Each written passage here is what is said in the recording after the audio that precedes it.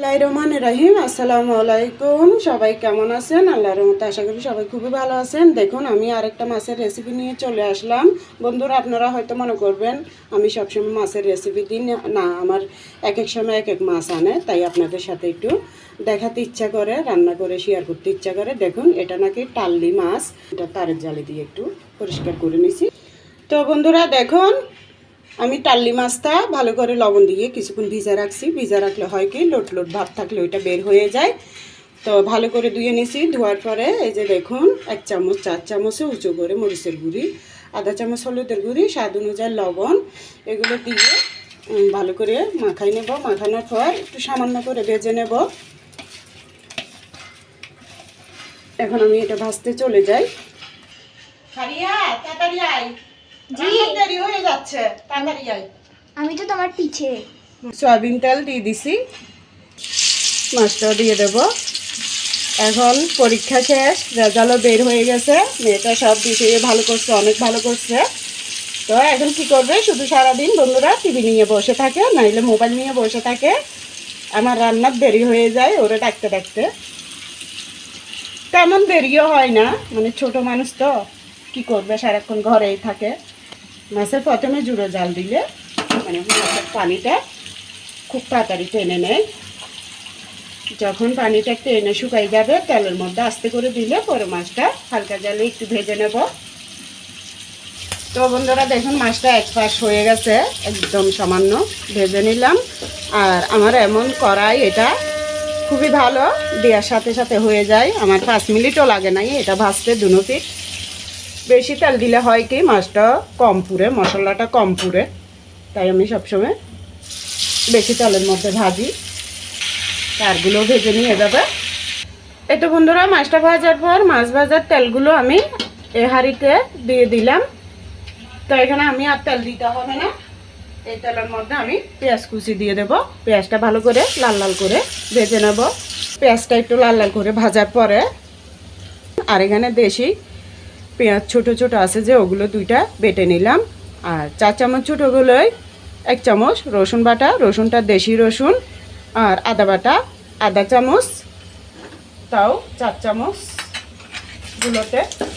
তো এগুলো দিয়ে আমি আবারও ভালো করে ভেজে নেব কাঁচা গন্ধ যাওয়ার পরে। এখন দেখুন মশলা বাটার পানি, মাছ ভাজার আগে হলুদ মরিচ দিয়ে মাখছি যে ওই পানি, সবগুলো একটু একটু দিয়ে মশলাটা কষিয়ে নেব। এখন আমি মরিচের গুঁড়ি 2 চামচ, 4 চামচ ছোটোগুলোয় 1 চামচ একদম সমান করে, হলুদের গুঁড়ি, স্বাদ অনুযায়ী লবণ।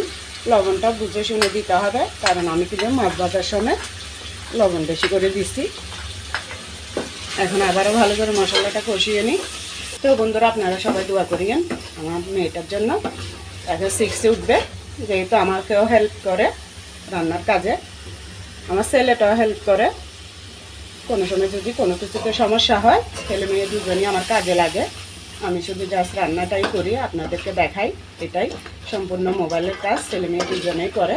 আমার ছেলেটা তো এসএসসি পাস করার পর এখন কলেজে ভর্তি হয়ে গেছে, তাই মেয়েটার জন্য ছেলেটার জন্য আপনাদের কাছে দোয়া চাই। যেহেতু রান্না করতেছি, ইউটিউবের মধ্যে ছাড়তেছি, তা আপনাদের থেকে তো অবশ্যই দোয়াটা চাইতে হবে। আমি সবসময় আপনাদের জন্য, সবার জন্য সবসময় দোয়া করি, সবাই যাতে ভালো থাকে। তো একটু একটু মশলার পানিটা দিয়ে আমি ভালো করে কষিয়ে নেব।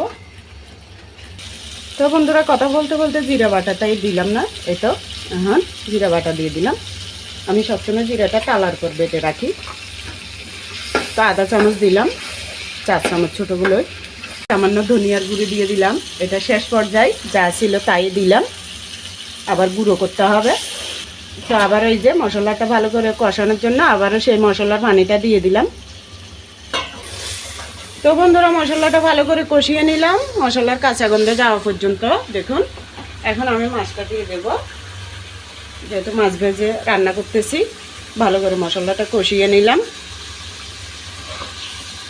মাঝারি আঁচ থেকে কম আছে, ভালো করে মাছটা মশলার মধ্যে আবারও কষিয়ে নেব। তো বন্ধুরা এইভাবে, যেহেতু পানিটা কম এই মশলার মধ্যে, আমি ভালো করে এভাবে নেড়ে নেড়ে 2-1 মিনিট কষিয়ে নেব। দেখে দিলাম। 3টা টমেটো দিছি, আর টমেটোটা আগে দিচ্ছি কেন, একটু সিদ্ধ হতে সময় লাগে টমেটোটা।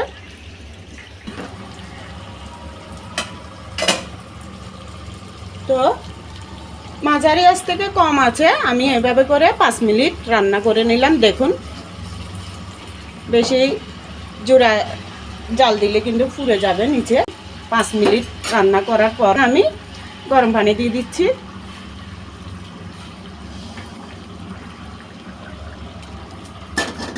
গরম পানিটা দিয়ে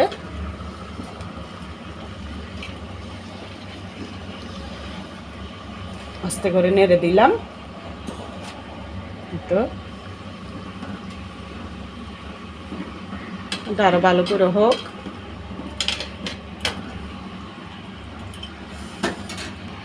এখন ঝোলের পানি দেওয়ার পরে আমি একটু জোরে করে দিচ্ছি জালটা। কয়টা কাঁচামরিচ দিয়ে দিচ্ছি, সামান্য একটু খালি করে করে মুখের দিকে। যে কোনো মাছ রান্না করলে আমরা একটু ঝালটাই বেশি দিই, কারণ ঝাল ঝাল করে মাছ রান্না করলে খেতে খুবই ভালো হয়। তো আপনারা যে যেভাবে ঝাল পছন্দ করেন ওভাবে রান্না করবেন, মানে ঝালটা ওভাবে দিবেন।